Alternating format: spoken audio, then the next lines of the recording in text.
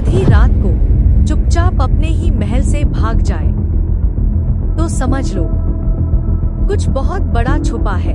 उसे अपने दुश्मनों से नहीं बल्कि उस सच से डर था जो उसे खत्म कर सकता था। आज वो पहली बार राजा नहीं एक शिकार बनकर निकला था और जिस सच्चाई की वो तलाश कर रहा है वही उसकी मौत बन सकती है। महल की ऊंची दीवारों के बीच उस रात अजीब सन्नाटा था। बाहर तेज हवा चल रही थी और भीतर राजा समरवीर का मन अशांत था। वो सिंहासन पर बैठे थे पर आंखों में बेचैनी थी, जैसे कोई सवाल उन्हें अंदर से तोड़ रहा हो। राजा, क्यों हर बार सच इतना छुपा होता है? क्यों हर मुस्कान के पीछे कोई साजिश होती है? वो अचानक उठ खड़े हुए। अगर मैं खुद सच नहीं खोजूंगा तो कोई और मुझे झूठ दिखा देगा। थोड़ी देर वो महल की खिड़की से बाहर देखते रहे, जहां अंधेरा था, अनजान रास्ते थे। राजा होना आसान है पर सच्चाई को पहचानना सबसे कठिन। वो अचानक उठ खड़े हुए। अगर इस राह में मुझे अपनी जान भी गंवानी पड़े तो भी मैं पीछे नहीं हटूंगा। वह अपने सबसे खास मंत्री को बुलाने जा रहे थे। फिर वे एक पल के लिए रुक गए। नहीं, इस बार मंत्री नहीं, इस बार मुझे अपनी बुद्धि पर भरोसा करना होगा। आज मैं राजा नहीं, सिर्फ एक इंसान बनकर निकल रहा हूँ। महल के दरवाजे चुपचाप खुले। कोई नहीं जान पाया कि उस रात उनका राजा एक खतरनाक सच्चाई की ओर बढ़ चुका था। रात और गहरी हो चुकी थी। जंगल का रास्ता अब और भी सुनसान लग रहा था। पेड़ों की सरसराहट जैसे कोई फुसफुसा रहा हो और हर कदम पर राजा समरवीर को महसूस हो रहा था कि राजा कौन है वहाँ? सामने आओ। अचानक धुंध के बीच एक छोटी सी परछाई उभरी।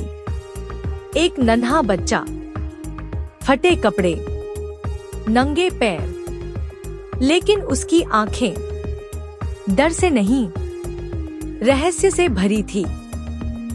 राजा थोड़ा चौंक गए।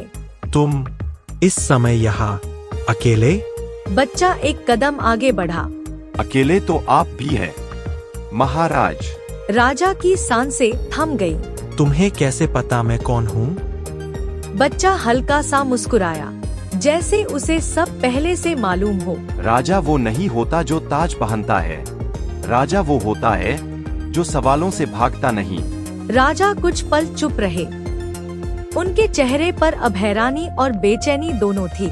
तुम कौन हो? बच्चा धीरे से अपने कपड़ों में से एक पुराना मुड़ा हुआ कागज निकालता है। मैं सिर्फ संदेश लाया हूँ, सवालों का जवाब आपको खुद खोजना होगा। राजा ने कांपते हाथों से वो कागज लिया। उनकी आवाज भारी हो गई। क्या है इसमें? बच्चा पीछे हटते हुए बोला। इसमें रास्ता नहीं, आपकी परीक्षा लिखी है। राजा ने कागज खोलने की कोशिश की, लेकिन उनकी नजर बार बार उस बच्चे पर जा रही थी। रुको। तुम कहाँ जा रहे हो? बच्चा धुंध में खोने लगा। याद रखना महाराज, जिस सच्चाई को आप ढूंढ रहे हैं वो आपको नहीं, आपकी कमजोरी को ढूंढ रही है। राजा। रुको, तुम कौन हो? लेकिन अब वहाँ कोई नहीं था, सिर्फ ठंडी हवा और राजा के हाथ में वो कागज। राजा ने धीरे से फुसफुसाया। ये रास्ता जितना दिखता है उससे कहीं ज्यादा खतरनाक है। उनकी आंखों में अब डर नहीं, बल्कि एक गहरी बेचैनी थी। हवा अब और ठंडी हो चुकी थी। राजा समरवीर के हाथों में वह पुराना कागज कांप रहा था। कुछ पल तक वो उसे खोल नहीं पाए, जैसे उन्हें डर हो। सच जान लेने के बाद शायद सब बदल जाएगा। राजा। कभी कभी अनजाने में जीना आसान होता है, पर सच हमेशा कीमत मांगता है। आखिरकार उन्होंने कागज खोल ही लिया। उसमें कोई सीधा रास्ता नहीं था, कोई नक्शा नहीं, सिर्फ टेढ़े-मेढ़े अक्षरों में एक पहेली लिखी थी। जहां आंखें धोखा खाती हैं, वहीं सच्चाई छुपी होती है। जहां रास्ता खत्म लगता है, वहीं असली दरवाजा शुरू होता है। राजा की भौहें सिकुड़ गई। यह कोई रास्ता नहीं है, यह तो मुझे ही उलझा रहा है। उन्होंने चारों ओर देखा। जंगल पहले से ज्यादा डरावना लग रहा था। हर पेड़, हर परछाई जैसे कुछ छुपा रही हो।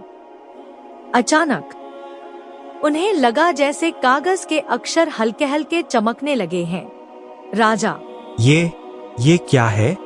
कागज पर धीरे धीरे एक और पंक्ति उभर आई। पहाड़ के दिल में छुपा है एक दर्पण, जो चेहरा नहीं, हकीकत दिखाता है। राजा की सांसें तेज हो गई। दर्पण जो हकीकत दिखाए? उन्होंने कागज को कसकर पकड़ लिया। अगर ये सच है, तो वो दर्पण मेरे राज्य का भविष्य बदल सकता है। फिर उनकी आवाज अचानक भारी हो गई। यह सब कुछ खत्म भी कर सकता है। मुझे कुछ पता नहीं चल रहा। कुछ पल के लिए सन्नाटा। फिर उन्होंने अपनी मुट्ठी भींच ली।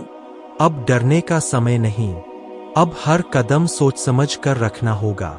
उन्होंने आसमान की ओर देखा, जहां चांद बादलों में छुप रहा था।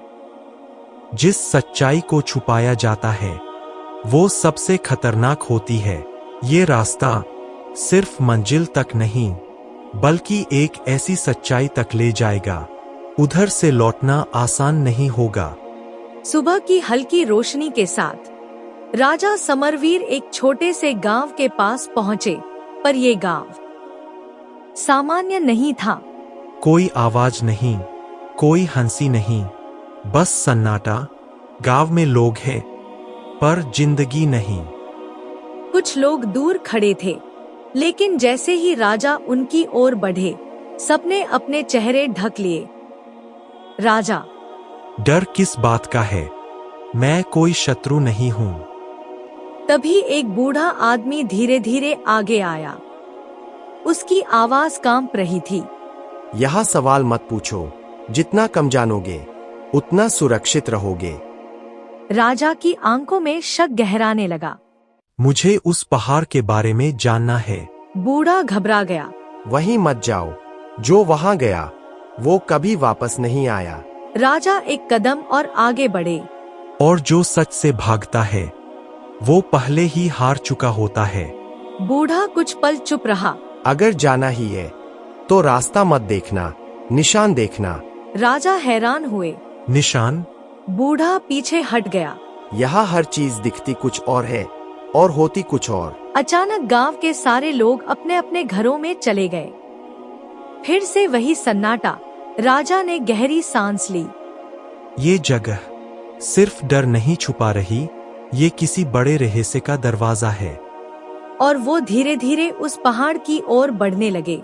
जैसे जैसे राजा समरवीर आगे बढ़े, जंगल और घना होता गया। रास्ता सीधा था, पर कुछ ही कदम बाद अचानक बदल जाता।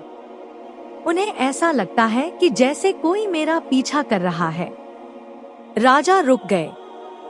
राजा, ये रास्ता नहीं, ये मुझे भटका रहा है। उन्होंने झुककर जमीन को गौर से देखा। किसी ने जानबूझकर ये भ्रम बनाया है। अचानक उन्हें बूढ़े की बात याद आई। रास्ता मत देखना, निशान देखना। राजा ने आंखें बंद की, हवा की दिशा महसूस की, फिर धीरे से मुस्कुराए। निशान आंखों से नहीं, समझ से दिखते हैं। उन्होंने पेड़ों पर हल्की खरोंचें देखी, जो एक ही दिशा में थी। असली रास्ते तो यही है। जैसे ही वो आगे बढ़े, जंगल और शांत हो गया। राजा, जिस जगह सच छुपा होता है, वहां सबसे पहले धोखा मिलता है। और अब वो सीधे गुफा के और करीब पहुंच चुके थे। राजा समरवीर धीरे धीरे गुफा के भीतर पहुंचे। अंदर ठंडी हवा और गहरा सन्नाटा था। कुछ ही कदम आगे एक बड़ा पत्थर का दरवाजा सामने खड़ा था। उस पर लिखा था, जो खुद को समझ ले वही आगे बढ़े। राजा कुछ पल चुप रहे। राजा, यानी यहाँ ताकत नहीं, सोच काम आएगी। उन्होंने अपनी बुद्धि का इस्तेमाल करा। अगर सच तक पहुँचना है तो खुद से झूठ नहीं बोल सकता। उन्होंने दरवाजे पर हाथ रखा।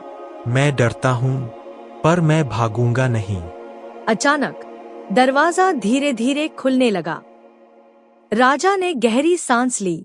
अब जो भी होगा वो सच होगा।